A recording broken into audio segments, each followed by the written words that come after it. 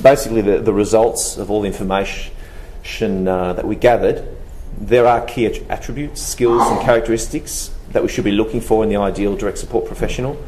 There's not a person as such, but there are these areas, the attributes and skills, and how to get these and how to find them in the recruitment process.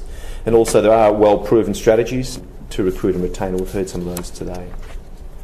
I've got 81 key attributes that are listed, so I couldn't throw them all up today. One of the issues that was flagged a couple of weeks ago in Sydney at the Health and Community Services Conference was the literacy and numeracy skills issues.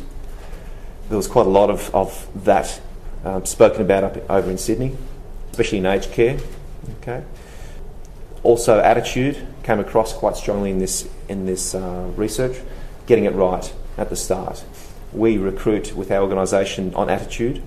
We've actually found that people with the studies in disability don't necessarily prove to be the best workers. We actually find that they have an attitude, thinking that they know it all. So we actually try and recruit. We're doing a special project at the moment, and we actually try and recruit on the attitude. If we can get that right, we believe we can skill anyone up. Personality traits and makeup. We're trying to, with the personality studies out now, looking at the level of neurosis and stuff. That's something we're trying to cut down on. We have a site in Red Hill, which is a sort of a congregate care, which goes against the whole Disability Act set up. And, it's 47 acres. We have 5 houses on there, and the staff interact too much. There's a lot of gossip, there's a lot of internal fighting, and it's a real mess. So we have this to deal with, as well as all our other houses out on the Mornington Peninsula and our community support and our outreach. So these are some issues we're looking at now, is how to recruit people who are comfortable with themselves, who don't come with a lot of baggage, basically. I mean, let's be honest. We're finding that, how can someone help someone else if they're really struggling with themselves, really struggling with their own lives? And we're finding this is a real issue. We want people who know what a quality of life is, who can transpose that onto someone else. When I used to work in outdoor education, I used to ski with a lot of guys who were good skiers, but when it came to teaching, someone else had to ski, completely different ball game. Just because you know how to have a good holiday doesn't mean you know how to give someone else a good holiday.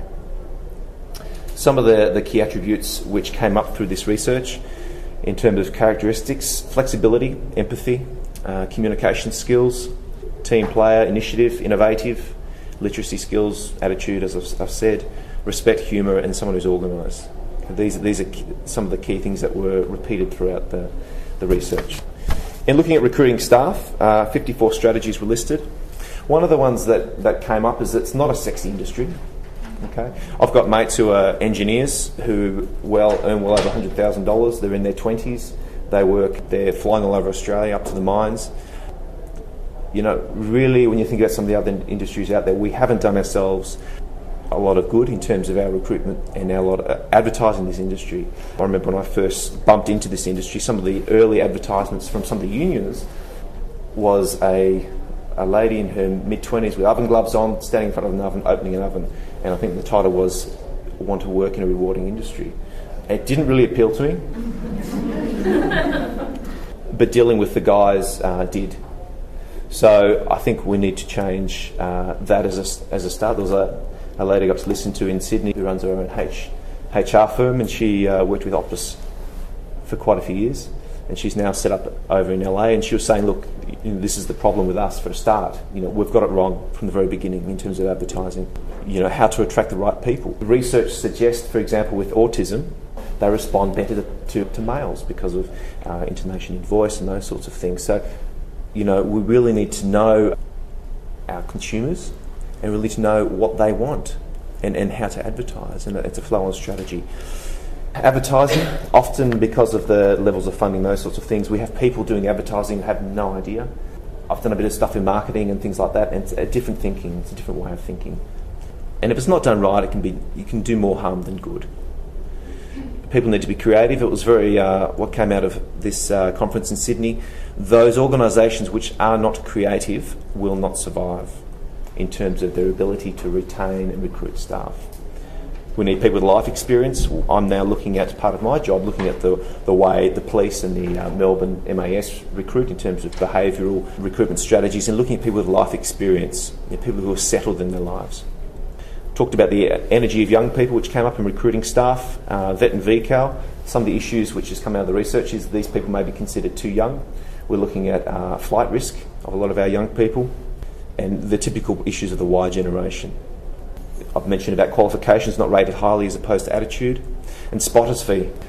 If you're doing spotter's fee, anything that research has shown, anything less than $500 is an insult to your staff.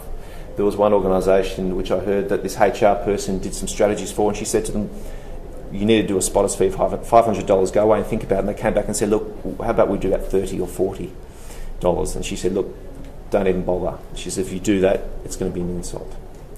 Know your demographics. This is critical across all areas of the recruitment and retention. Okay, Generation Y, email is dead to Generation Y now. It's about SMS. They want the information now.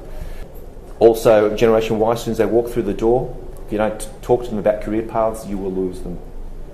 Okay, we have some great young people working with us, who could do so well. But there was one young girl I heard the other day that she doesn't want to work full time because Thursday's her sleep-in day.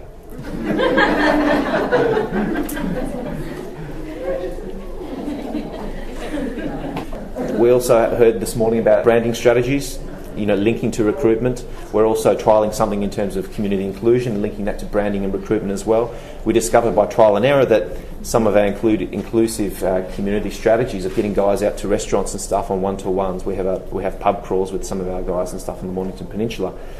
As a result of that, we've had the owners of a particular restaurant they used to go to sell up, now are now on our staff. Happened by chance, but now we're looking at it as an ongoing strategy. The buzz term at the moment, as most of you know, is the corporate citizenship, which is basically recruiting and looking at the capacity for people to help out with each other. How much is someone willing to go out of their way to help their colleague? This is the new thing that they're trying to measure through psychometric tests these days.